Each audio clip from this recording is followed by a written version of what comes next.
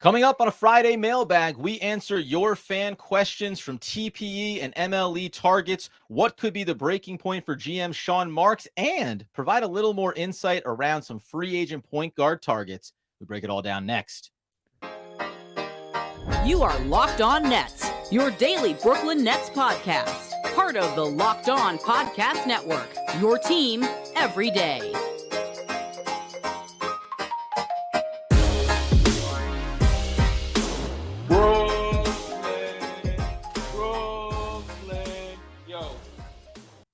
Yes, my friends. It is the Locked On Nets podcast right here on the Locked On Podcast Network. It's your team, the Brooklyn Nets, every single day.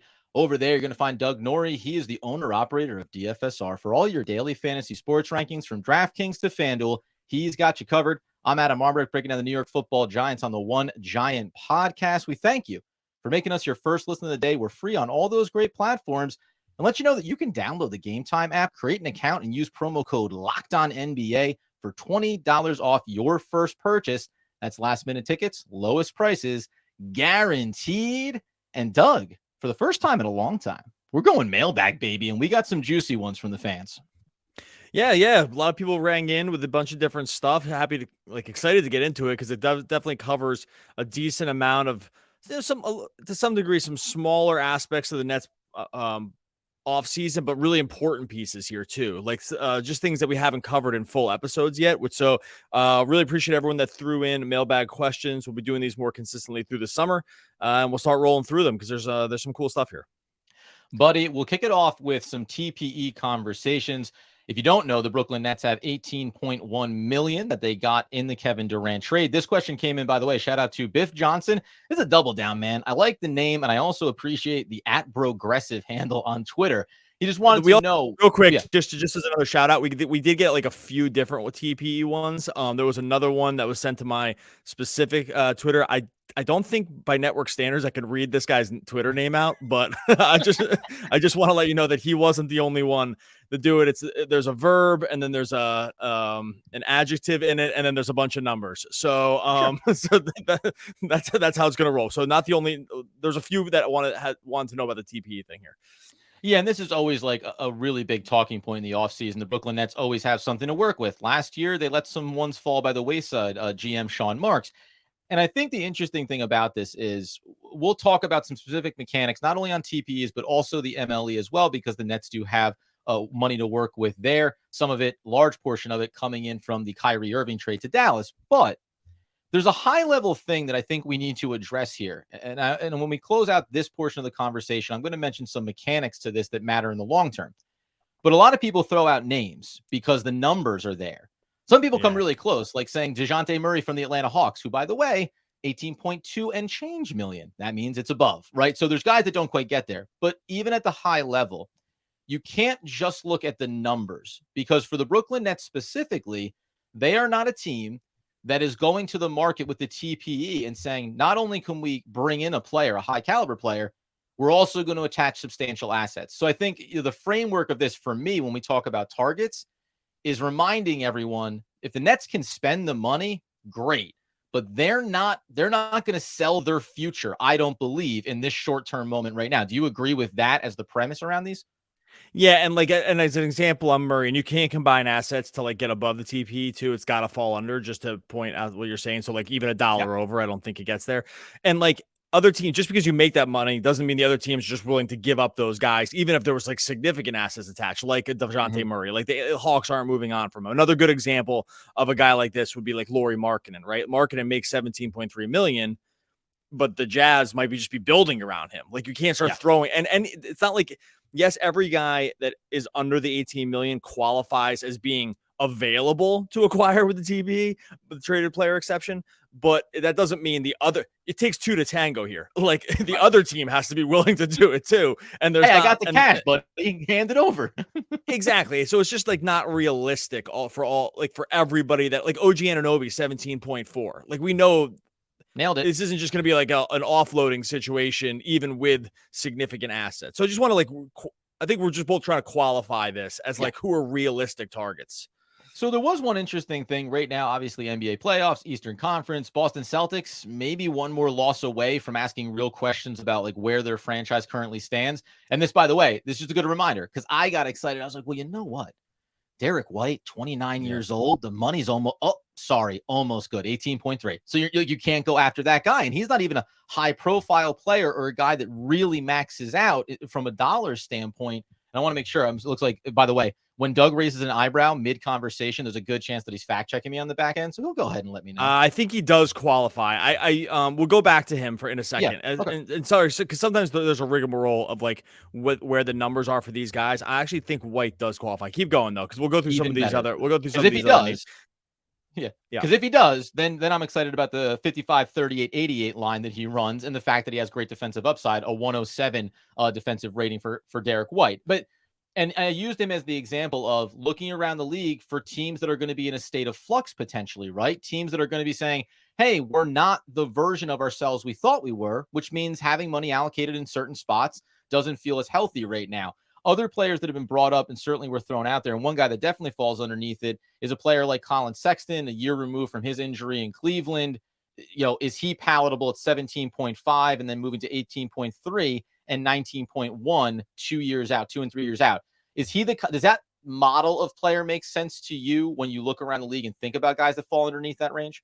Yeah, you said Sexton, right? Sorry, I'm going to qualify one thing about White. If it was traded before July 1st, then he would qualify, and then afterwards, yeah. So there's a line of demarcation with this. Right. Okay, so yeah, with Sexton, so Sexton is interesting, right? As a kind of guy like fits sort of around the age curve. Wouldn't be the worst guy in terms of just like on ball scoring that the Nets really lacked. Has never made a pass in his life, so I'm not sure Nets fans would love that, right? So like, it really does kind of make you wonder about like what the Nets. Sexton's an interesting guy actually to think about what the Nets actually truly need going forward. Like, do they need more on-ball scoring and more shot creation? I can make a case for that.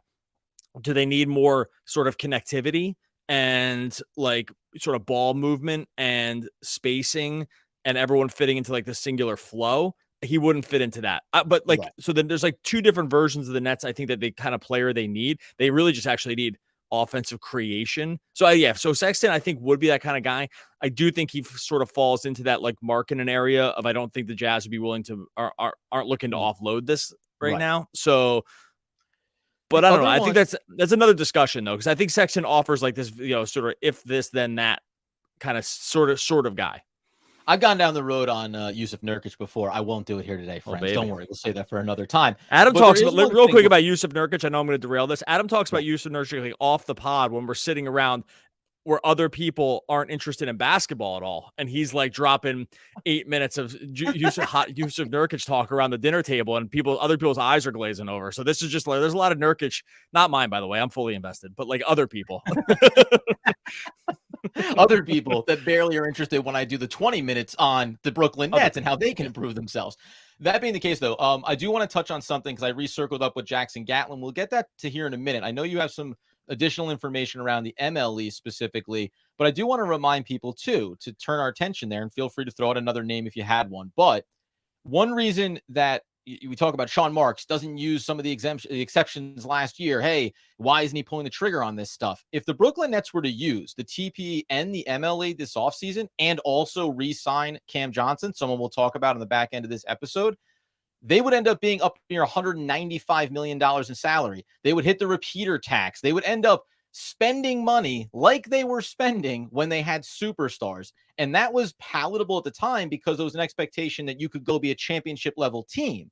So, letting these things kind of pass does then put you in a better situation going into the following offseason where you can actually have salary cap to work with and some different opportunities to target certain players. So I think it's always a good reminder that spending money, even quote free money with TVs and MLEs, does still cost you at some point going forward.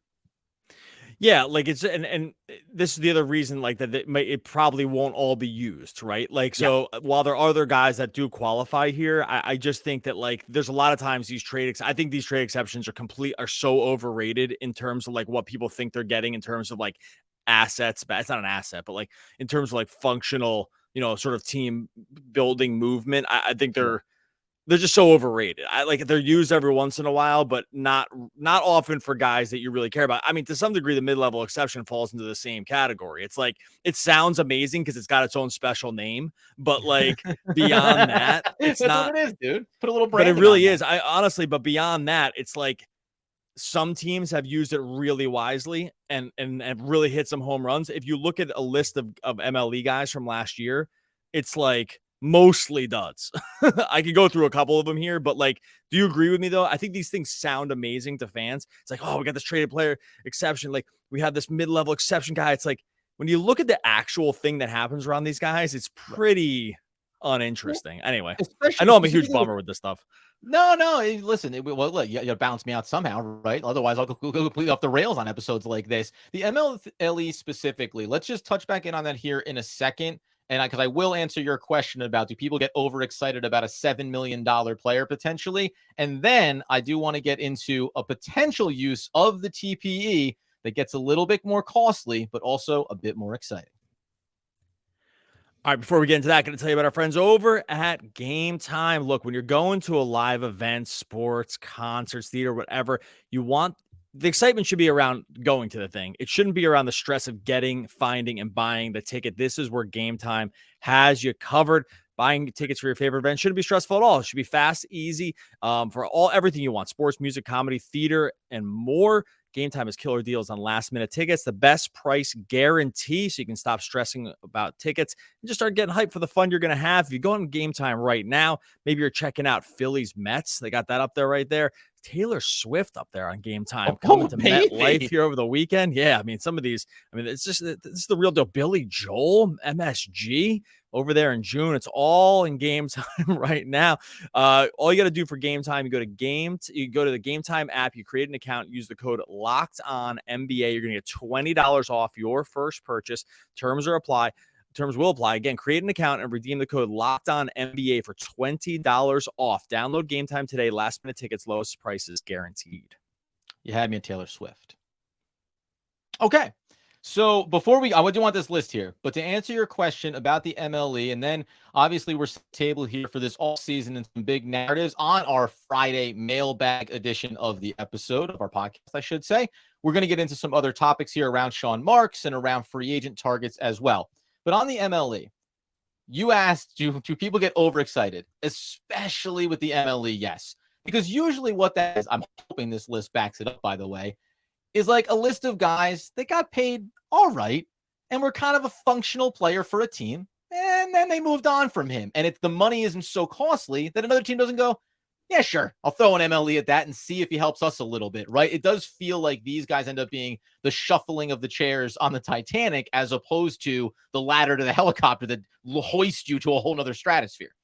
For sure. Now, look, I'm not going to read the whole list here, but like there are these are the MLE guys from last year, right? Say the ones that prove our point. Well, which one? That it's good or bad? that the MLE in general is not as good as you think it's going to be. Okay, look, it can be great. Like, I'll give an example. It comes from the Nets' own neighborhood. Bruce Brown got signed to the MLE in Denver, and he's been like a critical part of their like core 7 guys. They're going to the NBA Finals. So it clearly has like its roots in it can work. Then there's like Gallo, he got hurt. Bulls used Andre Drummond, whatever, kind of did stuff. Not really. Ricky Rubio for the Cavs was totally a dud. JaVale McGee for the Mavericks, pretty much a dud. I said Bruce Brown. Dante DiVincenzo played real minutes for the Warriors. That's a good one. I'm going to skip some of these other guys. Like John Wall, nothing. Lonnie Walker basically was benched, did put in functional minutes. Caleb Martin, the Heat's like best player, better than Jimmy Butler, like 80% true shooting in this series against. So he's there. But then you get like Joe Ingles, Caleb Houston.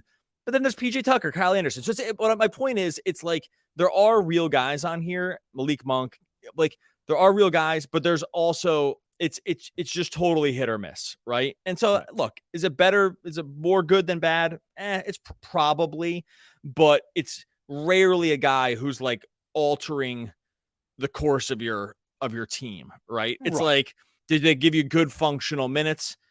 The smart teams are going to find these guys, and some of the bad teams aren't, right? And like that's kind of where it lands. So anyway, it's nice to get excited about, and I wouldn't like pin my season hopes on signing just the right guy with the MLE. If the Nets do it 100%. all, which they might not. They didn't do it last year. You know what I mean? So we'll see. Now, what I would say is to touch back in on a friend of the show. I bet probably fan of the show too, and that's Jackson Gatlin from Locked On Rockets. You had the great crossover with him talking about bigger, juicier, bolder trades. On the TPE, I'm sniffing around this idea of it, and you got James Harden. He's going to go back to the Rockets. What do things look like there? And I sent Jackson a DM and just had a little exchange about where does the team stand on him? And he's a pet product for them. They believe in him. He thinks that they're higher on him than they should be. And I threw out this trade, which involves some capital. And I want to get your opinion on it. If the Brooklyn Nets said, Houston, we'll give you Dorian Finney-Smith and the 21st overall pick in this year's NBA draft for Kevin Porter Jr. First, would you do that if you're on the Brooklyn side of things? And what do you think Jackson Gatlin's response was to that offer? He snap called it, right? Like that was an instant yes from him. I would never do that. He said instant yes, and he said, and the Rockets probably an instant no. Like organizationally an instant no, but if he was in that position, he would do it in a heartbeat. Oh yeah, that feels like a total no brainer. And by the way, for the Rockets, I would never want to do it. Like forward for the for his contract, $15 million next year, so he falls. I'm not interested in doing that really. He's super young. There's been differing reports around the locker room stuff with him. Mm-hmm. He's shown flashes. I watched a lot more Rockets than I thought I was going to this year. And he can be a frustrating guy to watch. Like he is. It's very on ball. It can be like he takes some terrible shots. I know why people dream on it. He made the salary is about to get to like 18 and change. I don't know. I would say no. I know why Jackson said yes. I don't think I would want to do that. I just don't want to send out first round picks for a guy like this. That's mostly it. Well, and it's interesting too because the last little note on him is like also in the idea of a player like a Dorian Finney-Smith. Now he represents 1 or maybe 2 first round picks values depending on where he is right now. But he's also a guy the Nets, or at least as a Nets fan base, you want to see the Nets move on from, right? So there is a little bit of a both and here because you clear $13 million in salary. You take a chance on a guy that if he had a really good season or maybe one good season even, you could turn right around and maybe find another suitor for him and then increase the value there. That being the case. The other one I want to make sure we touch on, which moves away from the TPE and MLE discussion and into free agent point guard targets. You'll shout out the man who gave us this question here, which was, what are the reasonable targets for the Nets to help improve this team? We both came to the same player, which at a minimum is just fascinating for the journey he's been on.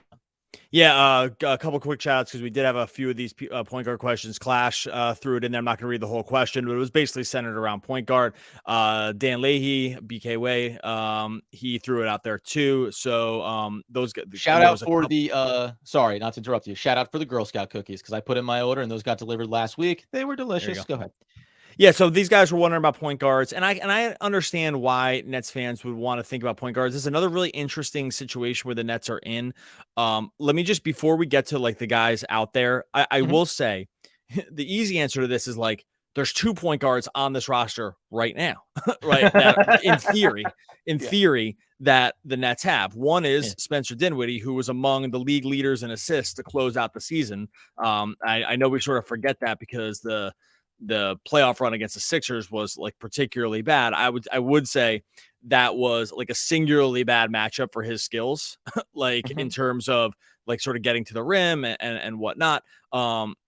Recency bias on that final. The recency bias on him will have you forget that, like, again, the end of the season for this guy was like James Harden and then him in terms of most assists per game in the league over like the last month or something. And then Ben Simmons is also what would you say? Drew Smith. Yeah, Drew Smith. Sorry, David Duke Jr. No, and Ben Simmons in theory is like a point guard connector on this team too. So like, but I also can understand why people would be like, "Hey, what are we doing about point guard?" Because it can very much feel like it can very much feel like this is a position of need for the Nets. Oh, 100%. Yeah. And I think, by the way, when I did the previous episode of setting the table with the premise of this is your core going forward with Mikal Bridges, Cam Johnson, Nicholas Claxton, I mentioned the fact that, yes, I understand that there's $40 million occupied by Ben Simmons, but we live in the world where you can't depend on him. And that's what the sample size tells you, which is what makes you look around the league and just say, what is a reasonable target to go after potentially? And let's say, you know what, on our Mailbag Friday, because we knew this was going to be juicy, one last break here. We come back on the other side. We'll reveal that mystery veteran point guard talent that actually really could be the right character and functional piece for this team, depending on price.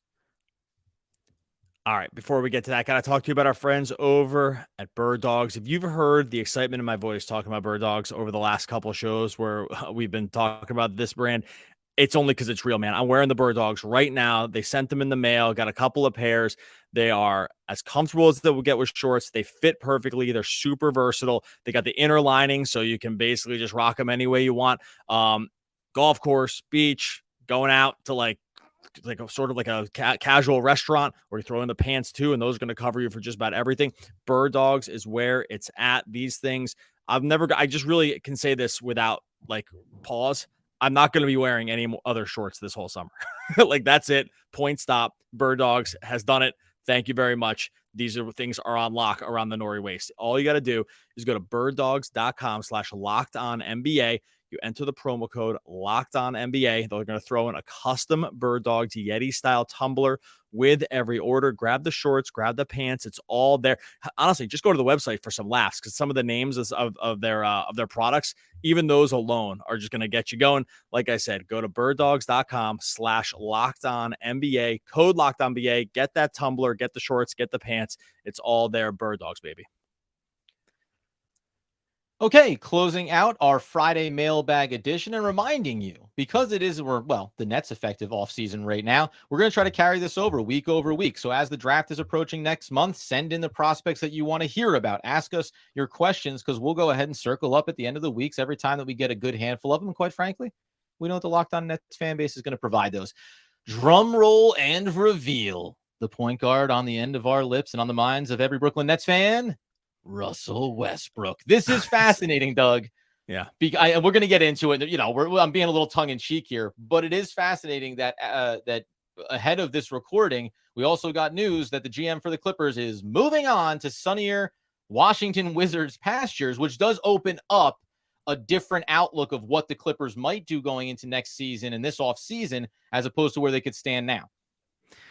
So Westbrook is so funny because obviously a super polarizing guy, has had a crazy last few years. No version of me would ever have entertained this as a realistic possibility.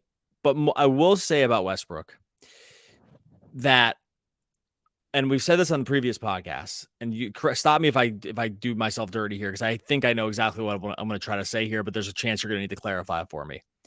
So much of the Westbrook vitriol, well, there's two things. One, the fit with the Lakers was bad, but mostly it was because he was paid so much money. It's kind of like the Simmons issue too. It's like you start feeling different ways about players when they make so much and inhibit your team from doing other things, right? If you make $42 million a year and you are not one of the 10 best players in the league, your team is probably in pretty big trouble, right? Yep. So the money is actually what affects the overall opinion of the player. That is over for Russell Westbrook. He does not make that money anymore. That contract is done. And we saw with the Clippers, he is a flawed player for sure. But he is a floor raiser, and he is a very energetic guy. And if you are a team that is still just trying to win basketball games in the regular season with really no hope of winning the championship, a la the Brooklyn Nets, there are worlds where it kind of does make sense at the right number. I'm actually fascinated to see what his free agency is going to look like if he were to not go back to the Clippers, because what he did in the playoffs for them was at least show you that like he still should be in the NBA. Like there was like, hey, should Russ go like overseas? Like that was talk, but again, it was only tied to the contract. It was the contract. That was it. Yeah, and I think one of the things that we did a poor job of going back to last season, not that it mattered. There was a moment when it was the Kyrie Irving to the Lakers trade and then talking about taking back Russell Westbrook. I think we ended up covering it, but there was a point where I think we stopped short of just saying like, listen, the reason that we're talking about Russell Westbrook the way that we are has nothing to do with his play per se, and that can be viewed as good or bad. Had everything to do with the price tag associated with it. So to your point, man, and by the way, there were stretches. Let me just be clear here too. You mentioned the Lakers. It was horrible with the Lakers, right? There are different versions of Russell Westbrook that have looked good or bad. He needs to function in a very specific way. There's certain systems it's not going to look good in, but The world where Russell Westbrook is no longer viewed by championship level teams as being a viable player to pursue does open up the Nets and that level of team that says, but this guy, for his character, right, his basketball drive, like what he wants to do, he'll give you every ounce of him. Like, I think that you could look at him and say he's the exact type of model of player and personality that you would love to plug into this locker room, bring some of that dog and fight mentality. The question really becomes, is it 10 million? Is it 20 million? Is it, like what is that number that his market develops at? Because then it becomes very intriguing to me for the Nets to take a look at him if that type of opportunity would excite him. Hey, you get to take a team that's a fringe edge of the back end of the playoffs and maybe upset somebody in the first round, right? Maybe go up against some former superstar teammates and get to make some noise at the back end of your career. If you believed that the Westbrook who believes he's the best player on the court and he's the team's number one option is gone, right? If that's out of his system, which there was flashes of that Clipper series where that did seem to be the case, right? Where it's like, I'm here to just help us win by hook or by crook, right? Mm-hmm. Like, and it's not just like the Rush show. And he's gonna have insane usage, and he's gonna be go chasing triple doubles and all that stuff. Like, if you knew confidently, and maybe like, hey, another big contract coming through the door starts to reset some of that mentality, right? It's like, hey, I'm not a max player anymore. Like, the market for me is a little smaller than I thought it was going to be, right? If you 1 year deal, that's what I mean. If you thought there was like a different version of him coming through the door than sort of like the problematic Russ at times, then yes, like you have to be really confident about that. So I really have to qualify this thing.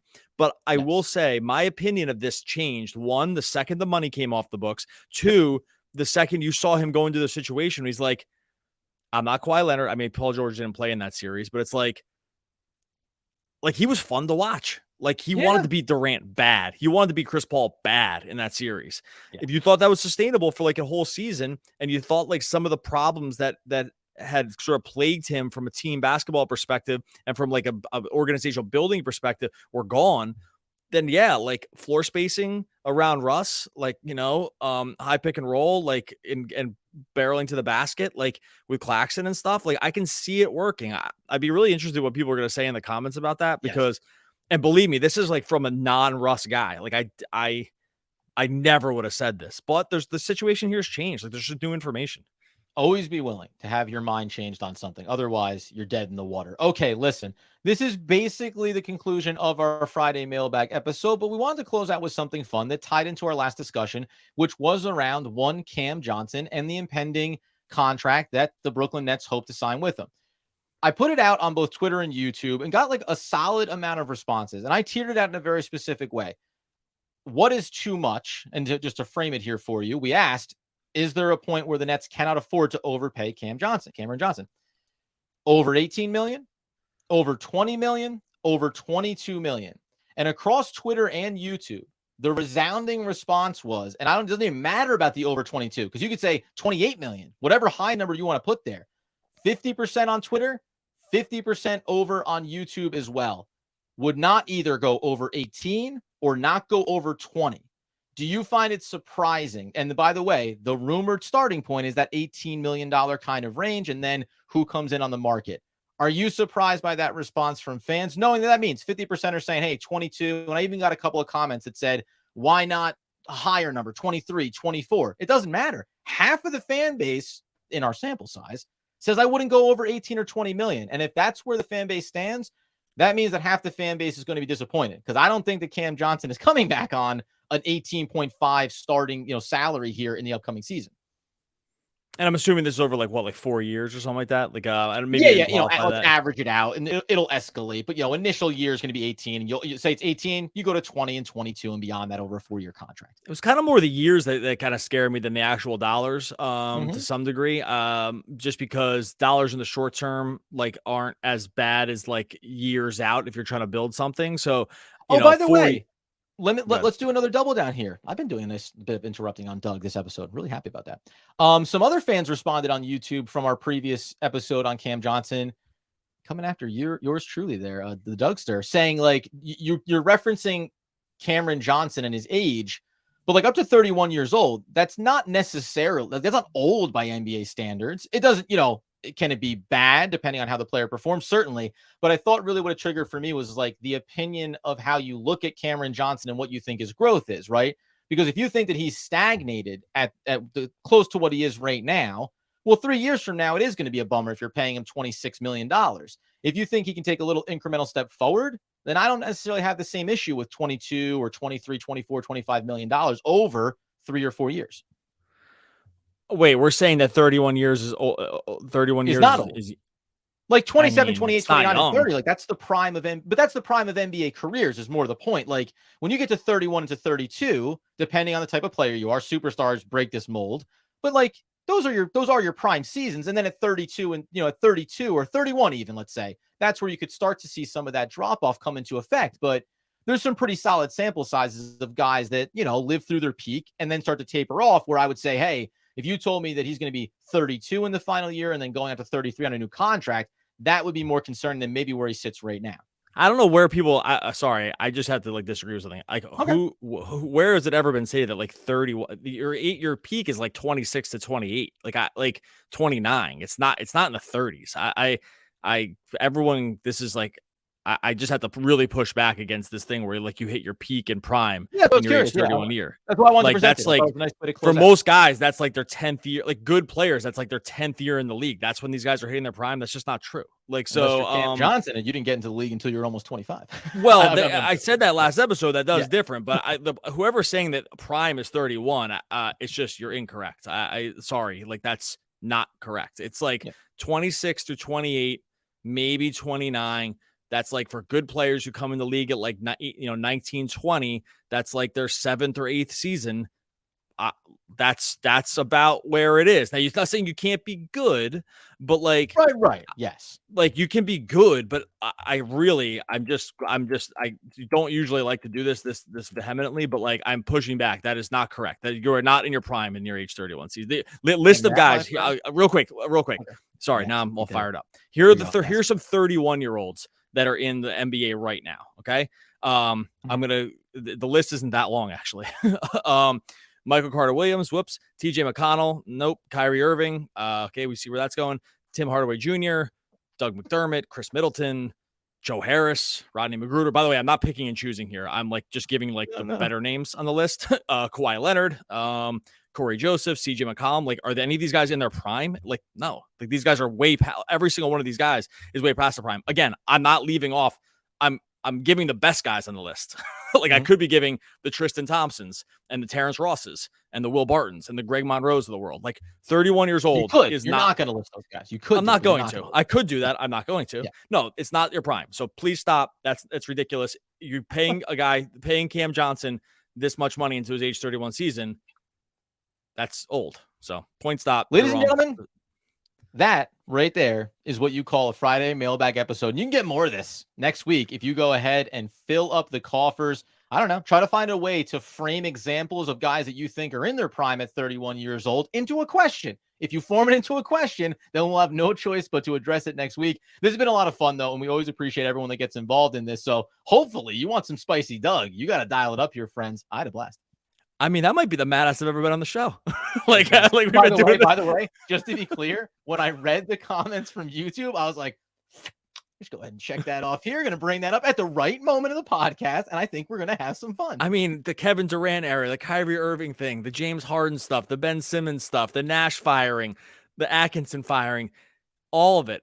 Nothing got me more mad than someone saying age 31 was someone's NBA prime. That's it. Well, we did it, folks. I'll never get more angry. Okay, we're going to get out of here. Much appreciate everyone that threw in questions. We are going to hit the draft very hard next week. Sure. And going in, we're going to try to hit a lot of players that are going to fall into the Nets range. Going to be watching a lot of tape, going through a bunch of mock drafts and stuff. Like it's not going to be every single episode, but it's going to be a lot of stuff here from now through the draft. Want to make sure we kind of touch on basically every reasonable guy that could fall into the Nets range. And that's the goal. So make sure you hit on that.